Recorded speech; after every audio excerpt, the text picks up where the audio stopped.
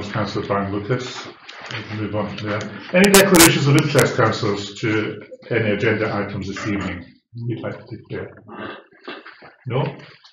In that case, we'll move on for approval to the minutes of the previous meetings, the Town Council meeting of the 11th of March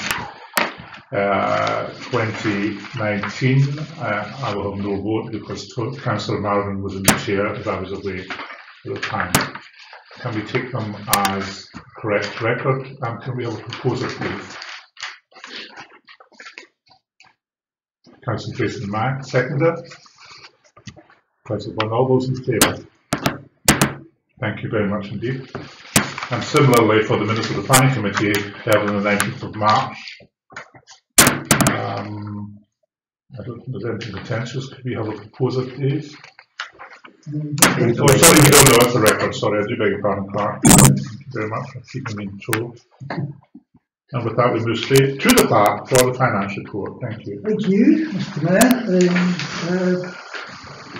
The end of the financial year on the 31st of March with a balance on the Council's bank accounts, as you can see, of £139,173, and they have been reconciled to that date.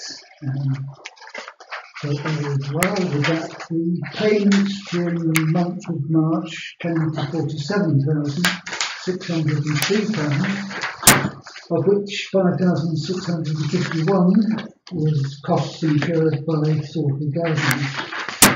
And as usual, the full list of payments made during the month is attached to the report. During the month, we received £21,009, with £4,787 of that coming from Salisbury Gardens rents. The largest single receipt I've noted was the £9,717, which is the payment from the Islands Community Led Funding Programme for the Ventnor Central Feasibility Study. Year-to-date variances, finally, a list of payments and receipts against budget lines is attached, with expenditure in the period £14,544 less than that budget in total, and receipts over the period were £785 more than the budget. That's me, done. Thank you, David. Thank you, Clark. Very good, especially the last paragraph there.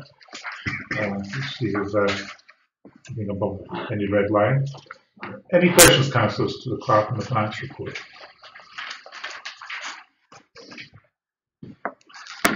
No, in that case, sorry? Somebody? No, sorry, okay. In that case, I'll ask for a proposer to accept the report as written. Councillor Marvin, seconded. Please. Councillor Geddes, all those in favour, please show. Thank you very much indeed. And you're not off the hook yet, David? No, not quite. Receipts and payments account? Yes, it's a convention for me to produce these, which is effectively, as some of you are being well aware, a summary of the cash book for the year. And it's not the way in which the Town Council's final accounts for the year are presented, because as the notes note, any town and parish council with an expenditure or income of more than 200,000 are required to present annual accounts on an income and expenditure basis, which applies to us, of course. They can't yet be completed because it's dependent, amongst other things, on having all the outstanding invoices and bits and pieces received. So we normally run to the end of April before we set about the preparation of the income and expenditure version of the accounts, which, as many of you will know, will be different from the ones you're looking at tonight, because what they aim to do is to give an actually more complete picture of the actual financial costs and incomes during the year that relate to that year. whereas in fact we received money during the year that belongs to the previous year, and we received some money in the year which relates to the following year, and the same applies to costs. So if those amendments get made, it takes a while, which is why, as I said here, we expect to bring you income and expenditure accounts for the May meeting.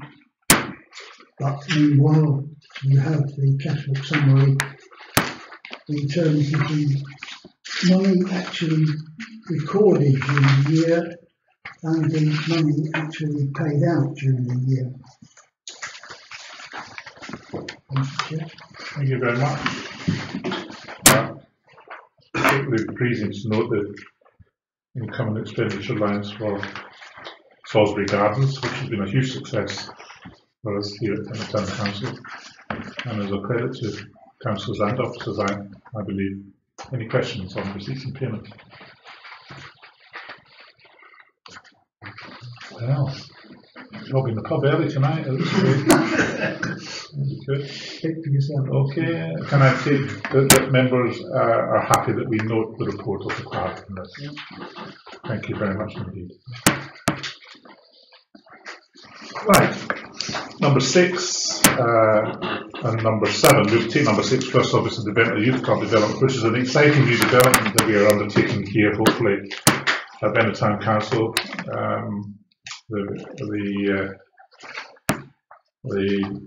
The building on Victoria Road, which has been earmarked for demolition, and the housing of Ventnor Library, which is a very exciting thing, and the building of social housing above on the other floors above there. And councillors have seen for the visual presentation for this in the past, and I think I can say that we're quite excited by it. We have different ideas about the different aspect of it, but that's in the nature of business. So I'll ask Councillor Jason Mack to lead in this, if you don't mind, Jason, as you're yeah. I think the paper speaks for itself. There's quite a lot of information in there, of course. I guess I can talk on with the meetings. I've been at all those with the clerk and with our economic development officer at different times as to who those meetings are with. So if you want to take those as they go. Very good response from the housing delivery manager, Dawn Lang, who has great experience on and off the island of housing associations in a financial director role. And she's just been appointed, recently appointed, shall we say, and has cleared up a bit of a mess with the adult social care housing on Pan Meadows Estate, which adult social care went forward with to obviously bring back some of our electorate from the mainland so they could be able to live on the island independently. I think there was a bit of shortfall on the work done there, so she's done incredibly well to come forward with that, so I think we're in good hands there. The meeting we had with her, which will be followed up end of this month, David, we're meeting with her again. Yes, we're meeting with her again on the 30th of April. And she's very keen that the Town Council becomes the prime acquisition partner, if you like, on this project, because as she will state herself, and as many of you will know, local authority procedures can take an awful long time, and we don't necessarily have that amount of time, since this application has to be in by the 31st of May for the community-led housing funding element. So again, as I say, so we hope to have the further meeting with her at the end of the month, and again with Ashley Curzon, in fact, I think the Director of Property, he's going to be involved with that one there. Because I think you'll probably see from these range of meetings and what we've got coming up, we're getting close to asking for money. I think really that's probably where we're going to come to. There is a funding shortfall. Having talked to Dawn Lang, having talked to Vectors Housing, who's our preferred housing association partner, and Chris Ashman within the regeneration department, we're looking for this to become a special purpose vehicle, or SPV, as local authority speak goes, which can move it on, and that certainly seems to me certainly around funding. The element of funding we will get from this is mostly at this point is 600,000. We are talking, you'll see there the chat we have with John Brownscombe, who's the lead officer on community housing initiative. He is talking on our behalf to Homes England to see whether there are any other common areas that can be funded to make up that slight gap. And then moving on from that, we had another gratis discussion with Dan Long, who is ERMC, who are the people that carried out the feasibility study. And he's now given us guidance on what further elements have to be gone through for the pre-application before we put in the application, so the pre-planning application before the application to community-led housing. And he's given us an idea of costs on that as well. So it's all very well forward, and certainly by this time next month, if not before, we can hopefully update you to where we are further down that line. Thank you. I'm happy to take any other questions if that wasn't clear. That's all right.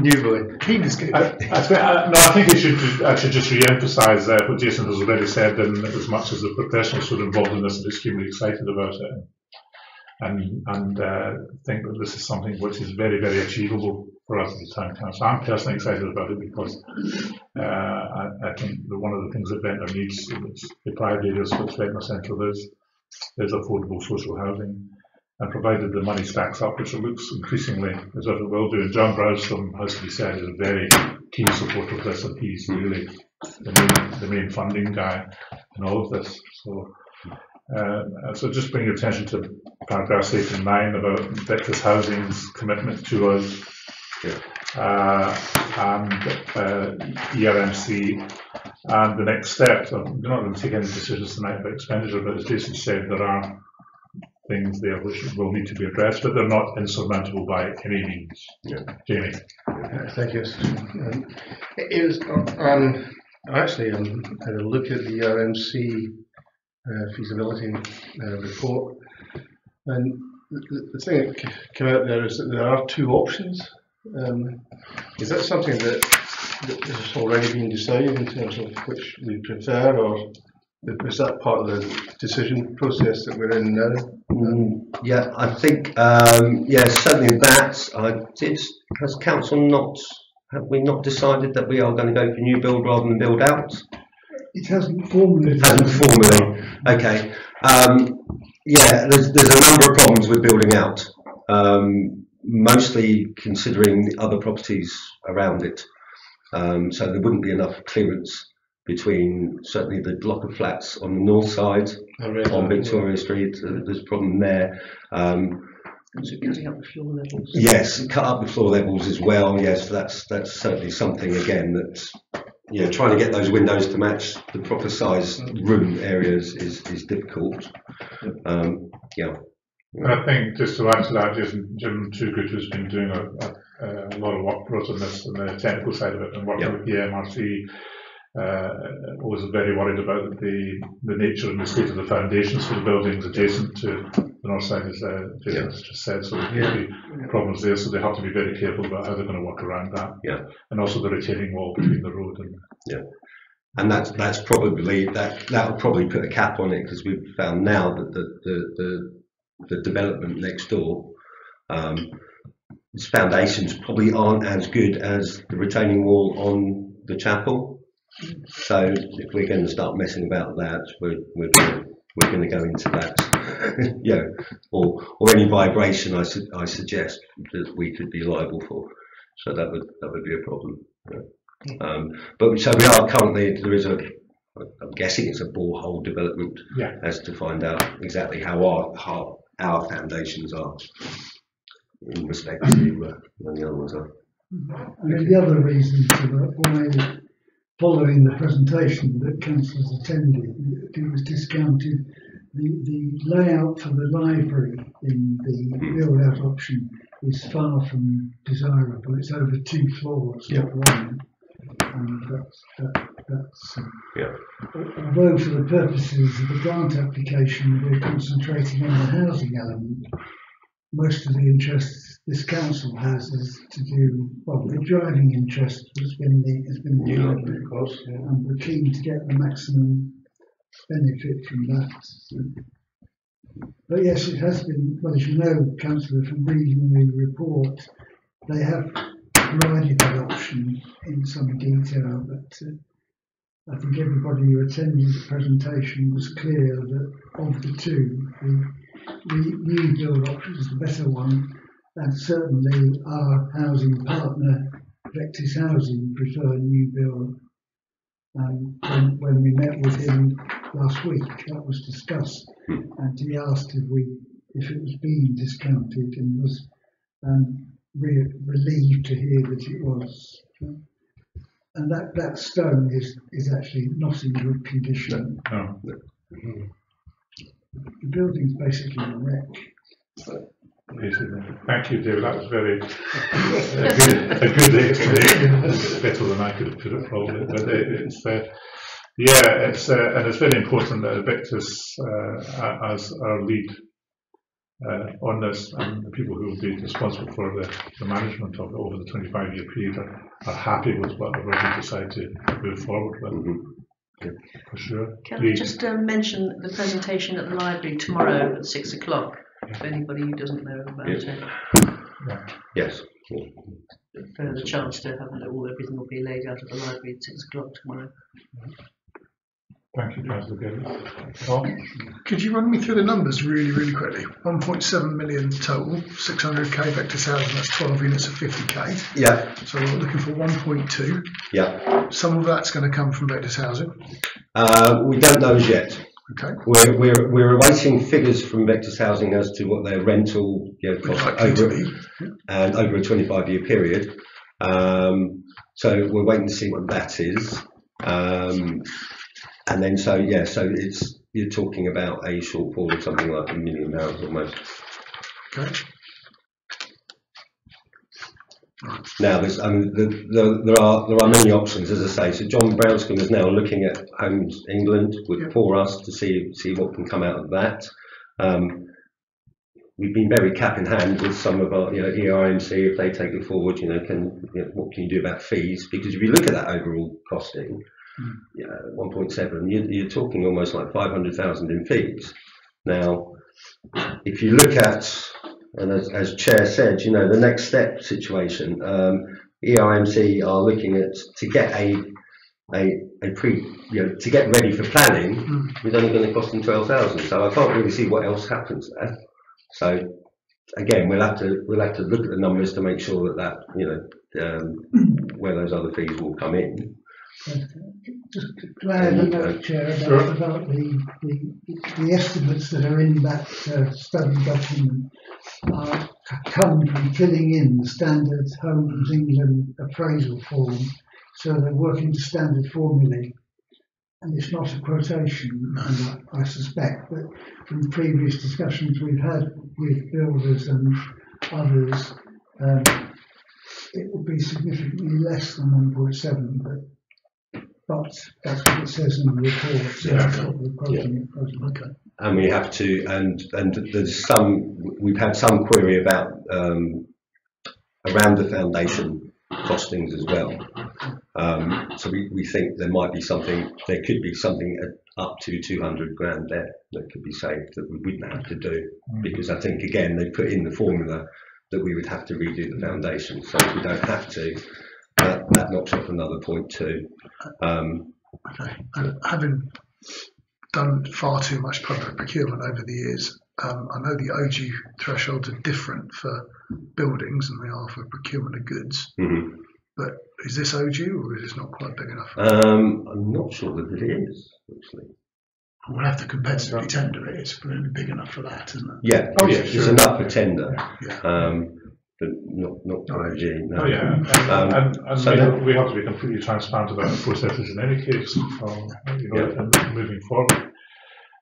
Something else out of the rebuild fact will be a return on the demolition costs, also, which is unquantifiable at the moment, but people are talking to demolition companies about the interest in that and what the possible fees and returns will be on that going forward. But I think in a month's time we'll be in a much clearer position to bring forward a clearer plan to colleagues around the table and take it from there. Yeah, certainly. But I think I really do think that it's something that's going to happen, provided the funding aspect of it can be nailed down. And I think John Brownson's certainly locally the best man for the job as far as that goes. Yeah. I think we would agree, the people who've been involved. Indeed. And of course, and if you've got if this is a successful year for community-led housing, then hopefully that can carry on again next year. Now, not that we could bridge in that respect, but it gives if you're looking at developers or funders, it gives them some comfort that there's no forward. So so we've got that, and I think, quite honestly, if the Isle of Wight Council can spend £500,000 on a football pitch and cows, I can't see why they can't give us some money for some housing here.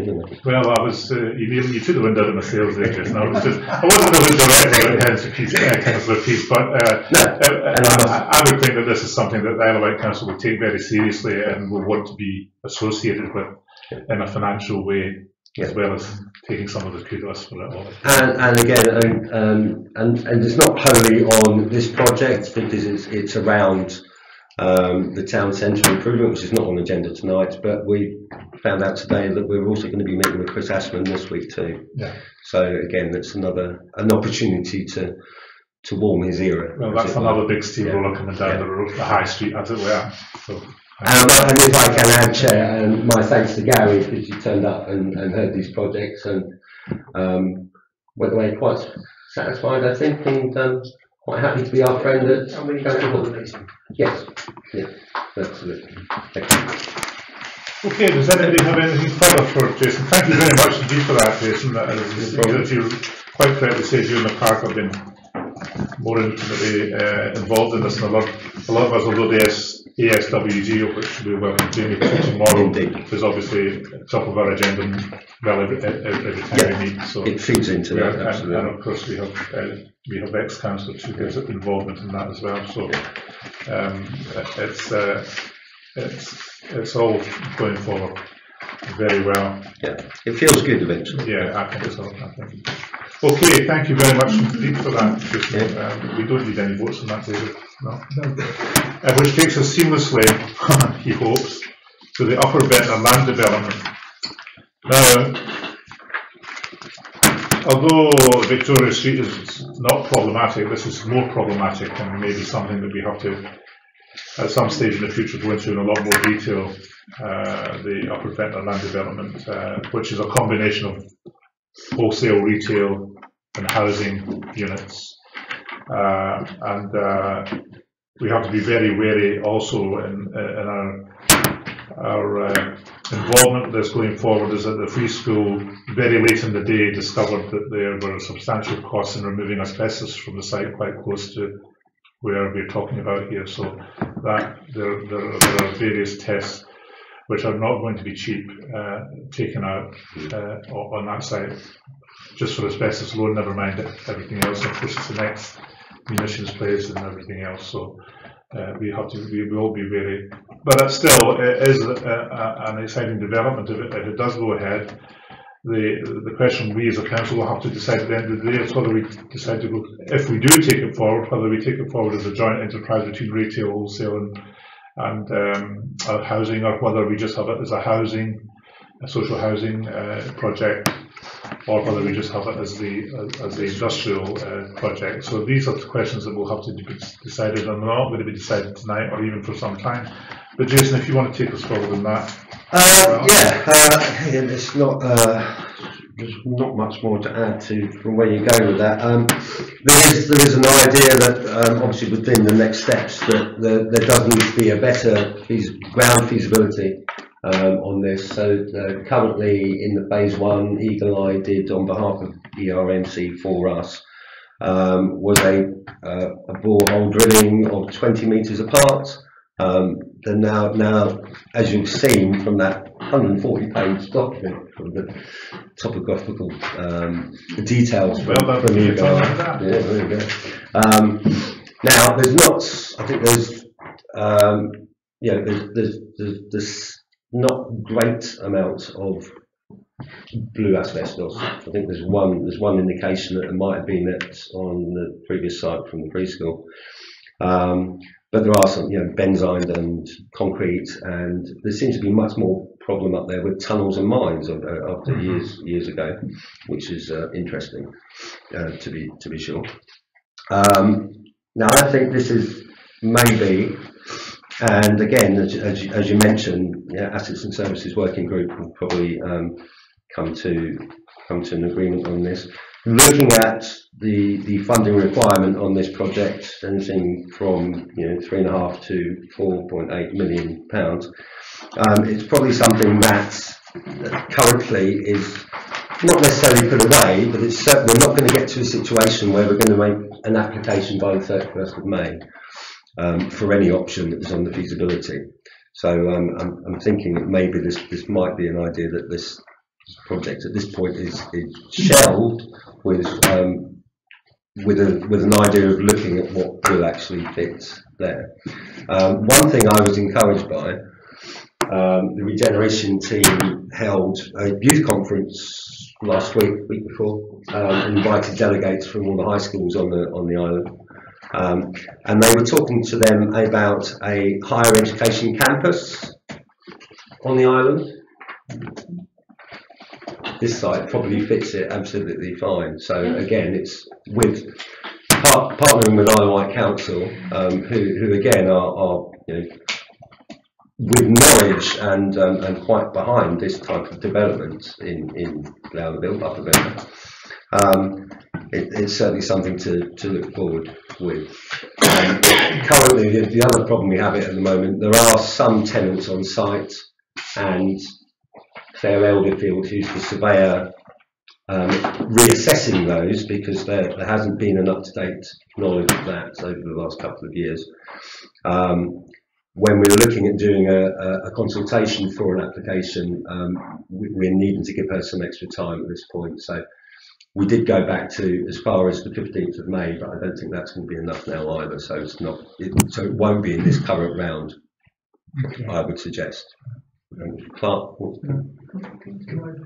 I just want to ask a question, David. First of all, you mentioned about, are you formally putting that to tonight's meeting or not? That we shall this or put it on the... I think it's probably something that goes to with more conversation with Assets and Services Working Group. And then a recommendation. And then a recommendation to Council. That's fair enough, thanks. Very good. I just wanted to clarify that. Mr. Beck, I just draw members' attention to section 3D, because when we last met with John Branscombe, one of the things we asked him was about this deadline, allegedly, of February 2021. And he said that he would clarify the position in that respect. And I've included here the extract from his email which came in response to that. And as you'll see, the indications are that works do not have to be finished by February 2021, but as long as the ingredients are in place by then and commitments have been made by then, the view is that funding would still be available. So although we're letting this slip for the reasons Councillor Mack has given, and are itemised in section 3A of this report, we haven't given up on it yet, I don't think. Jason? No, certainly not. Certainly not.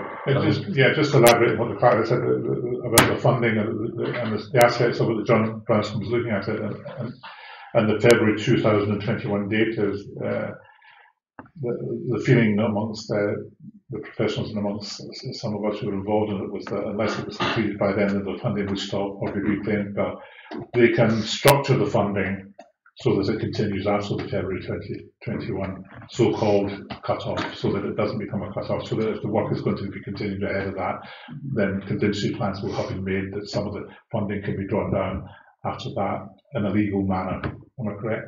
Thank you. Thank you, Jason. Any questions, Tom? Could I ask you, you mentioned an HE canvas. Is that with has any HE partner put their hat in the ring for that? The only that I know were at conference was Portsmouth and Southampton Solent. So there has been conversations. So I think that's certainly something that should be investigated, and we get in there as one of the lobbyists. I know all of them. Yeah. So yeah. If I can go and have a quiet word with either of those two. Absolutely. Well, we think we're a particular flavour of HE, or we're going to specialise on. No, it was quite. I mean, I wasn't at being a youth conference, and I'm no longer a youth. I wasn't there. So I'm just going on the report I had, Dave. So yeah, I think it's really important we do investigate. Who's holding that from this side of the water? Rhaenyra O'Donnell, so assisted regeneration. Could you make an introduction? Absolutely. Yeah, certainly. Yeah. Okay, so you want to be further involved in that going forward? I've been working with all the universities on the South Coast for a number of years. Well, you've experienced and expertise will come in very handy. I know most of the guys. If you'd said Bournemouth, I don't know them, but yeah. I know all Southampton and Portsmouth and Chichester. And Chichester were very, very keen on it. Chichester might have been there as well. Yeah, Chichester were very keen. Yeah. And they've got money.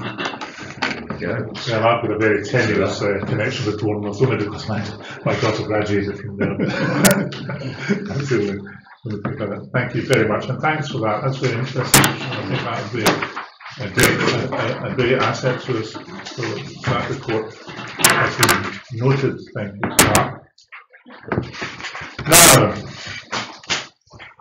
my heart leaps every time I see Salisbury Gardens green accessibility. As people who attend the Asset Services Working Group will attest, won't they, Councillor Marvin? Arising out of Ventnor Day last year, we had a claim made against the council from somebody who attended the Ventnor Day on a motorised disability unit and discovered that shall we say graciously that there were certain things lacking in the facility, and he decided to sue the council or take the legal route to seek redress from the council. We've dealt with that, but we felt as a council that we had no other option than to commission a report, which David will talk about in a minute. But it's frightening, quite frankly.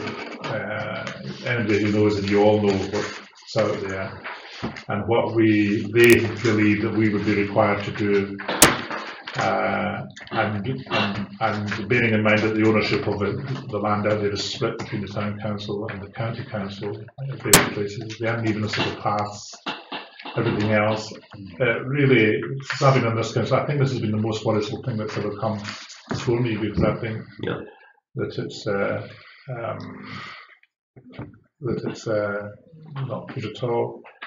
And just to the extent that we really have to seriously consider what we're going to do about Ventnor Day in 2019, whether we have it there, whether we cancel it completely, whether we postpone it, or whether we move it to a different venue, and there are other venues available.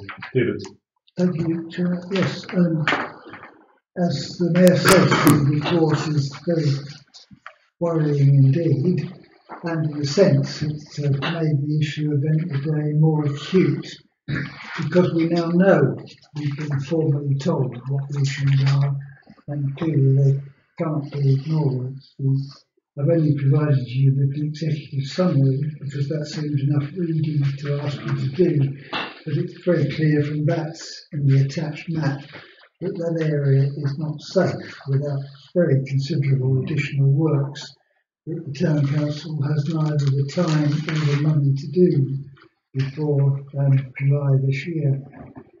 In fact, it coincides with the feeling in discussions of the Community Development Working Group led by Tony McCarthy, that there's there are also reasons for not continuing the Ventnor Day this year. His feeling is that the enthusiasm for it and the involvement in it has been declining over the 3 years it's been running. And his feeling, Tony's that is very clear that a year's to think again about Ventnor Day and what form it should take, where it should be based and so on, would be a positive as well as a negative. So the recommendation from the staff and from the community working group is that we don't have Ventnor Day 2019. Thank you, David. I think that's very clear. I'll open the discussion.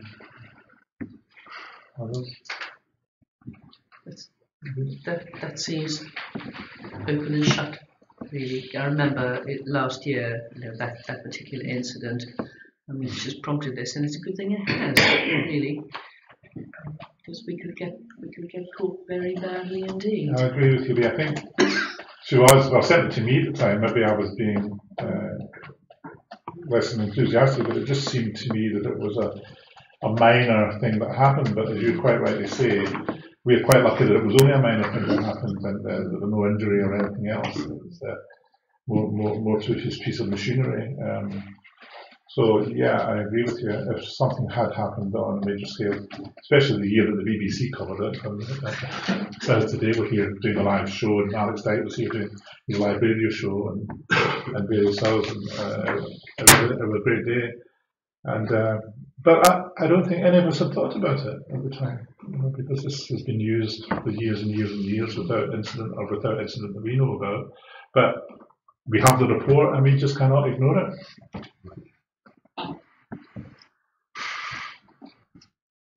Any feelings out of the way?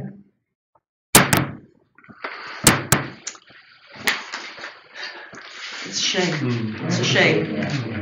This looks expensive. It's very expensive here, and that's the big worry.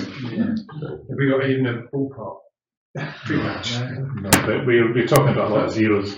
Yeah, I just wonder how many. And no decimal points.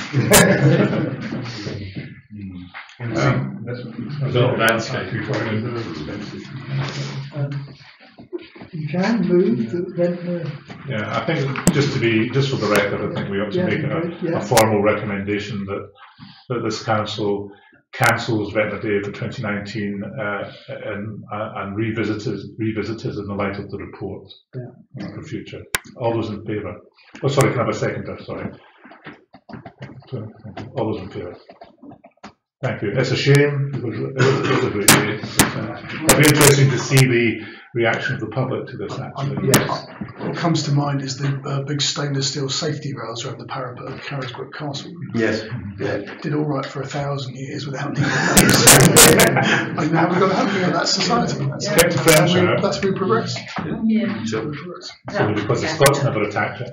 I think it's just on the point of this is to make sure it's known that it's a sort of hiatus and not an abandonment. Yeah, I think the point now is we need to look at the alternate venues, either go down at the seafront or the That's right. Yes, and I think I must admit the park is the one that comes out to me as being quite suitable. Well, I agree with you. Yeah, I agree with you. Yeah. But I think you can rely on the clerk and myself or clerk maybe to bring a PR forward, and it'll be clear within the text of that exactly why we're doing it and the reasons for it, and regrettable. Yeah. Is there a knock-on effect of the results of this report on the children's play area immediately below?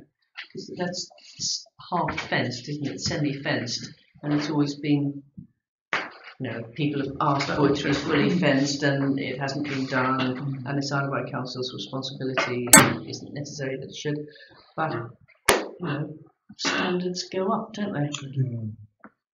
Anyway. I don't think it was it's not specifically directly addressed, because it's not our purpose. We understand that Ventnor Enhancement Fund are looking at that as we speak. Well, they could give a copy to the town council. Because the council I don't want that recorded anywhere. A long time ago. Okay, well, that's regrettable though it is. That's a decision we've had to take, and I don't think we have any option but to do what we've done. Heaviside use. The purpose of this report is to ask members to consider a resolution proposed by Councillor Stephen Cockett to require the Isle of Wight Council to phase out the use of heavicides from its managed spaces. Stephen.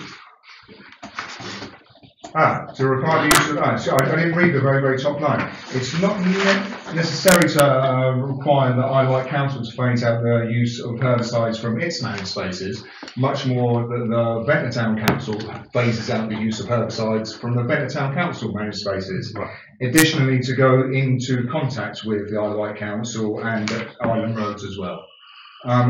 In the 3 points of the resolution at the end there, I think that's made quite clear. We cannot tell the Isle of Wight Council what they can and cannot do.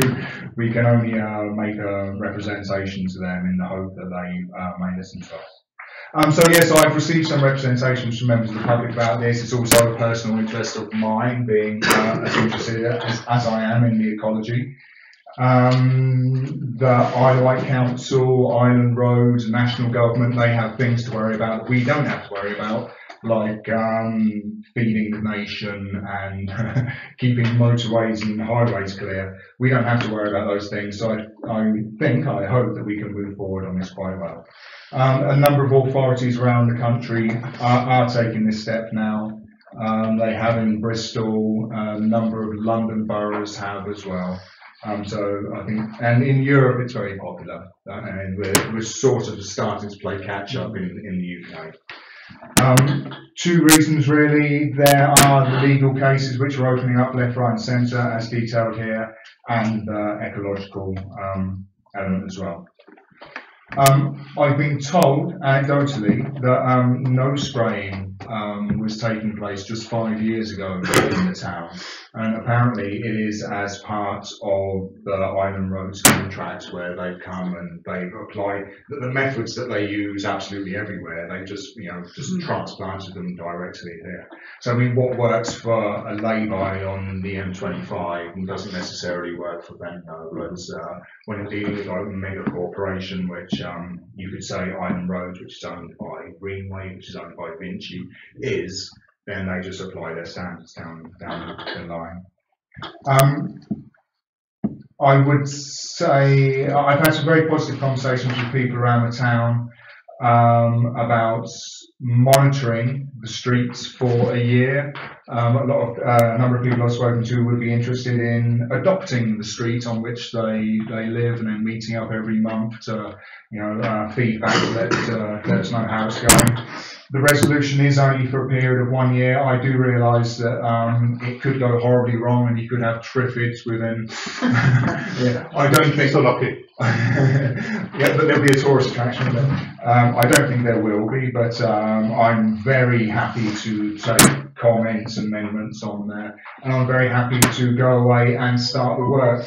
For me, this resolution here is really just the starting point to know that if the council was interested in this, then I can go away and actually start doing the research and getting the people together to actually push this forward, which is why, partly why I put it for the end of 2019.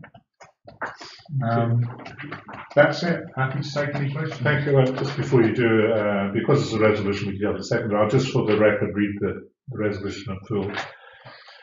The Ventnor Town Council resolves to phase out herbicide use from its managed spaces by the end of 2019 for an initial monitoring period of 1 year. Exceptions to this may be to treat cases of Japanese knotweed and one-off usage to recover previously derelict spaces to municipal standard. Paragraph 2, the Council shall also inform the relevant representatives at Isle of Wight Council of its intent and invite Isle of Wight Council to review its own operations within the town. And paragraph 3, the Council shall also inform Island Roads and invite representatives to meet and discuss Ventnor's unique flora and fauna circumstances with the aim of strictly limiting spraying and prohibiting spraying on sensitive walls and around public amenity spaces. This has been formally moved by Councillor Cockett. I'd like a seconder, please. Thank you. And are we not discussing? Yeah, but it has to be moved and seconded before we discuss it. Before we take the vote. Okay.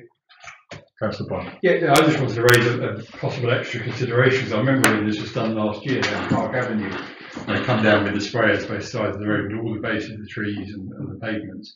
And there was a lot of concern amongst dog owners, declaring an interest as a dog owner, because I was told it was extremely poisonous for dogs because they love sniffing around the trees in Park Avenue. Whether there's any evidence of a risk to pets, dogs in particular, it might be an additional angle to strengthen the case. Taking it here, say for another dog owner, isn't good enough. As you'll know, if you just put glyphosate into Google, you'll find it's very, very contentious, and there's a huge body of people that are saying it's absolutely terrible, and then there's the industry fights back as well. But there was no warning note. The guy comes down with his sprayer on his back with his face mask on, spraying it everywhere. There's no warning note. Sometimes at about 7 o'clock in the morning and disappeared again. But if you've got a dog that's sniffing around the bottom of a tree, the other day you've got a notice up saying caution, beware. So I think that's an additional concern. I think that strengthens the argument. Yeah, it's a good point, Councillor Bond, because I've noticed that cowleys, the veggies up there were left to grow to encourage wildlife and butterflies and things. And a little guy was just going along with a motorised sprayer, and there was no signs anywhere in sight about using herbicides by their nature can be very dangerous to animals. The other issue is that there are councils now that are encouraging people to plant wildflowers or plants at the bottom of trees. Spraying around the base of all the trees is potentially making them less attractive. I'd just like to add, a few months ago, Cowes Town Council resolved something similar. I haven't seen in black and white, but I have spoken to the gentleman by email, contacting by email a couple of times. So cows are on this journey themselves, and they're starting to look at alternative methods and so on. Okay. I'm just curious, actually. I'm all for the resolution. Isn't there alternatives to herbicides? There's a reason why they're doing it, isn't there? They work very well. All right. That's reality, and actually it's quite nuanced because it's not a straightforward environmental case of, well, you get the guys out, let's do it by hand, because actually spraying some herbicide might actually be better than getting the transit van with 8 guys with petrol streamers out 3-4 times a year. So it's quite nuanced. But just specifically here, an alternative to using herbicides in Ventnor was not to have done it at all, as was the case for many years. And anecdotally, I'm not an ecologist, there were a lot of quite precious, delicate flower colonies. They get killed very, very quickly, and then what comes in, the tougher stuff like stinging nettles, come in their place. So you can actually you can create work. Thank you. Glyphosate is used for a reason, and it's poisonous, and it doesn't last long after it's sprayed, which is why they're particularly keen to use it. And they also use it because it covers a lot of different weeds, broadleaf, narrowleaf, and different stuff like that. My concern about this is if we phase this out, and I think it's probably got to happen, perhaps not at this point, but I think it does have to happen because of the legal, the Monsanto stuff, and it's like closing Salisbury Garden Green for this year, because we know that we'll be legally vulnerable. But it's not, you knock out glyphosate, then it'll be fine. There are not armies of little ladies in lavender dresses to pick the weeds, and the other herbicides are less efficient, more expensive, slower, and what we used to have in the olden days was a lot more staff doing this stuff, and that's been reduced hugely. And does anybody see it coming back? Okay, we'll knock out the herbicides, and we'll have 5 times as many landscaping staff. It's not going to happen, and if it doesn't happen, how are we going to administer and look after our amenity areas? Are we going to say, well, we don't have any? We'll just let it go to stinging nettle gorse, and the gross weeds, they will come on their own. It's not because of the glyphosate. So there's quite a lot to think about here. Absolutely. And I'm not very happy just to say, oh, we'll phase it out for a year, because at the end of that year, you could find yourself in a position where you're losing your amenity spaces and you can't get them back. I think it needs really careful thought. Because if that stuff overgrows, and it will overgrow, without spraying and without the staff to clear it. 5 men with flamethrowers? There aren't 5 men with flamethrowers, are there? No. So it needs some thought. I'm not quite sure, what the answer is, but I think just to say, okay, no spraying for a year, then that will be all right. It may not be all right, and we may be in a position that we're not able to provide the amenity for our people that they really need. It sounds to me, kind of, again, as if you're trying to bring forward an amendment without, but struggling with the formal words to bring the amendment forward. This may be true. And I'm not criticising. I'm just saying, as you've just rightly said, it is something that we have to think about. Stephen, in terms of the 12 months period, and in terms of getting concerns that might take off in that period, do you have any comment to make on that? Off the cuff, no, but I would like to say that my intention, if this is passed in this form tonight, is to go away and actually start reading up and doing the work behind it. So to actually come forward with a substantial document rather than just that's a line. Okay, in that case. Isn't the point? We don't have ordinance in the year, either. Isn't the point of the year? Well, I don't know, Ian. I don't know enough about it much personally, but Lee knows more than me about it. It has to be. Excuse me.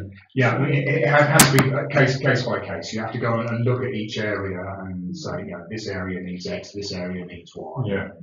The only thing I can suggest is, before I bring Gillian in, is that we maybe return to this at our next meeting, and maybe you can think of, Lee, whether there's a formal word you want to bring forward as an amendment, or whether you and Stephen could speak together and have a formal word that would be acceptable to you, because I can see that you're not quite happy with it. And I think something like this, I prefer anyway a unanimous decision on it, because it's very important. Gillian, sorry. Well, in the country of the Natural History Society, of which I was president for quite a while, we actually were in the forefront of rescuing the wood calumet, which was a huge hoo-ha. But, taking your point, actually the council was threatened by DEFRA for mowing the banks along the roads in Shorewell and destroying the wood calumet. So there was actually legal action, and we had to sort of send Colin Coates in to sort of go and identify these areas and then volunteer to look after them. And as you're pointing out, we can't actually volunteer to look after all rare plants, but there is the other side of this, as you're right, that there is DEFRA does actually have rulings where we can get fined for destroying I do know Colin quite well. We could get goats though. We've got loads of goats on the downs. Perhaps we could herd them into Ventnor and tell them to go to browsers, not hang around the trees. Rabbits eat. Right, okay, does anybody else have something to add? Yes, sorry. Is the problem perhaps the use of the generic word herbicide, when in fact all the discussions have been around glyphosate? I don't know. Because glyphosate is the one that's the target of the big legal action in the States, where somebody has been granted gazillions in damages for catching something from using glyphosate. Yeah. From memory, I think it's 85% of the herbicide use in this country is glyphosate. Okay, Colin. I echo everything you said. The other thing I would add in as a council responsibility is that I've seen walls and buildings destroyed in Ventnor. Big chunks of masonry come hammering down because there are weeds, budlet particularly, that just gets roots in there and split it out. Now, the only way to treat that is glyphosate or something equivalent, otherwise you've got to dismantle the wall to get the root out of it. So you need it from a structural health and safety perspective, unless you have armies of ladies digging out the weeds. I think the point of Stephen making more for the amenity areas rather than buildings. Yeah. I would be happy to work with you. Yeah. Okay then, can I move, my amendment would be that we hold this abeyance and put it on the agenda at the May meeting, if Councillor Geddes and Councillor public can come up with a formal words that's acceptable to both of them. I'm sure it would be acceptable to members around the table also. All those in favour? In favour of postponing. Just going for one. Sorry, just for one. No, nice try. Not postponing, Stephen, just putting it on the back burner for 1 month, and we'll bring it to the agenda. Next month. Yeah, next month for sure. I'm tired. In fact, I got a good feeling anyway, so I can do some. I can go away and do some work. Right. Okay. Thank you very much. It's very interesting, but again, it's something that maybe some people don't think about, but it's very, very important to us and our ecology. And your beautiful flowers, Lee. Right. The Ventnor Central Emergency Lighting, I don't think there's anything to test us here really. The purpose of this report is to ask members to consider the report from White Fire, which is attached, on the condition of the emergency lighting in Ventnor Central and the estimated cost of its restoration and the context of plans for the building's future. The ASWG has, sorry, to say something. Yeah, no problem. I wouldn't dream of moving forward without your input, Clark. Things have developed subsequently, and the recommendation is different here than the one that in the paper that I circulated. Yeah. So if anybody did read the one I circulated, which would be worth celebrating in itself, but on this occasion it would be unfortunate. So please look at the recommendation as it now stands, because two things really. The advice that we received from Berry Electrical was that if the emergency lighting isn't up to standard, we need to close the building now, as in now, and there are too many activities in the diary that are worth continuing with to simply write them off. In particular, I have in mind the weekly activity of the still fledgling baby box, which is growing and performing an excellent service akin to food banks. None of us who've looked at this want to close it down sooner than we need to. We've also had a second quotation, this time from Berry Electrical, which has come in at 870, which is slightly less than the White Fire one, which is not surprising because we know White Fire from our past experience of them in terms of pricing. So that's the recommendation you have in front of you. Okay. So for clarity, the recommendation in paragraph B is that the Town Council is recommended to limit the use of the building to the main hall only during daylight hours and agree to fund the cost of repairing the emergency lighting in terms of the revised quotation from Berry Electrical. Thank you. Probably moved by Councillor Geddes, Councillor Mack. All those in favour? Thank you very much. And so to the last item, the Town Parks report. Don't say that's quite that tone. No, I'm saying that's my uncontentious tone. No, this is the usual bits and pieces of update. Number one, we've now learned from Island Roads that the resurfacing of the High Street and Pier Street areas of the town are not scheduled for the current calendar year and therefore won't happen before March 2020, which is important. And the reason for drawing it to your attention is that there are some advantages in that as far as the Town Council's planning for that area goes.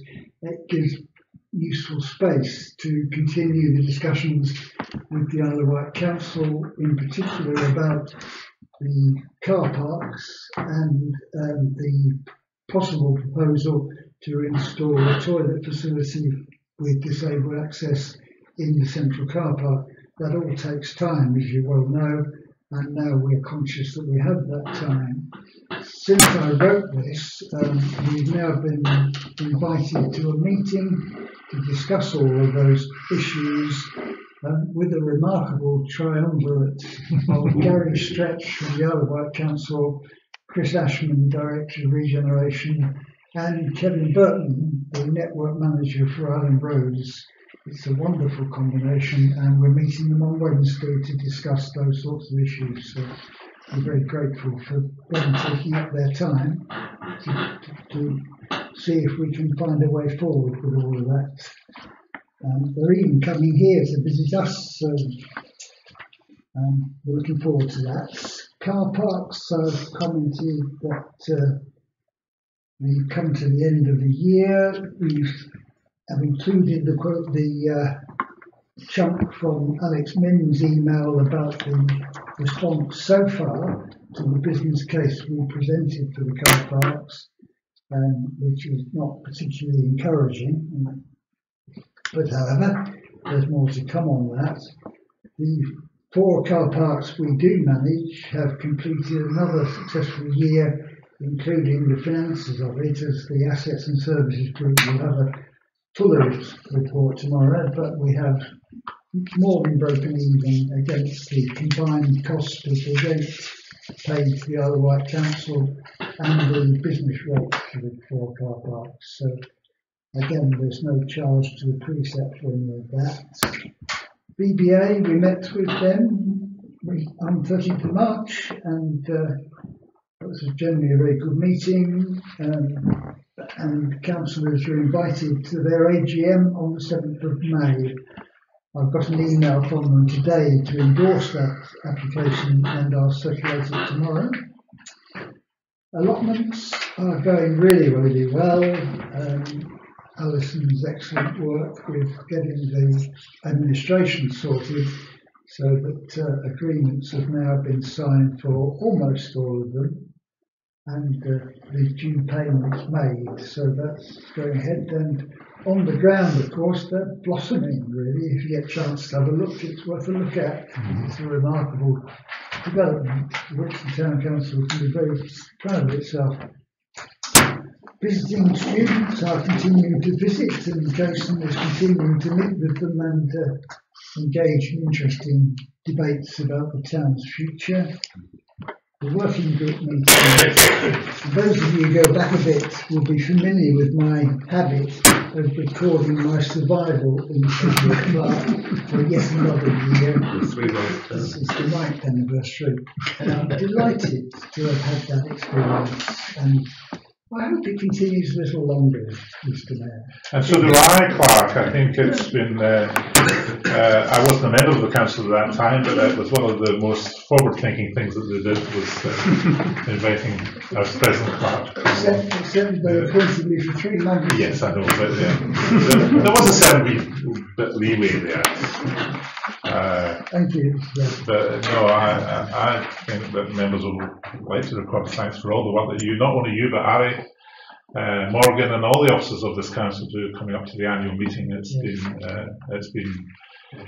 really has been a pleasure for somebody like me working with you all, and seeing how professional and how well everybody gets on. I can't remember all my time with this council ever having cross words with anybody. It's quite remarkable, and there are all sorts of political persuasions around this table, so it's brilliant. I think you're all to be congratulated. Thank you very much. Any questions for the clerk? Just one. I noticed on Thursday the government report on coastal communities has been published. I haven't had a chance to look at it myself yet, but just to flag it in case you didn't see it. And if it'd be worth a look to see if there's any relevant to us. It's quite a big government report. Yeah, I get a copy of that in any case, with wearing another hat. But, I mean, have we had a chance to look at it yet? Do you know if there's any interest in it? Yes, we should be interested, yes.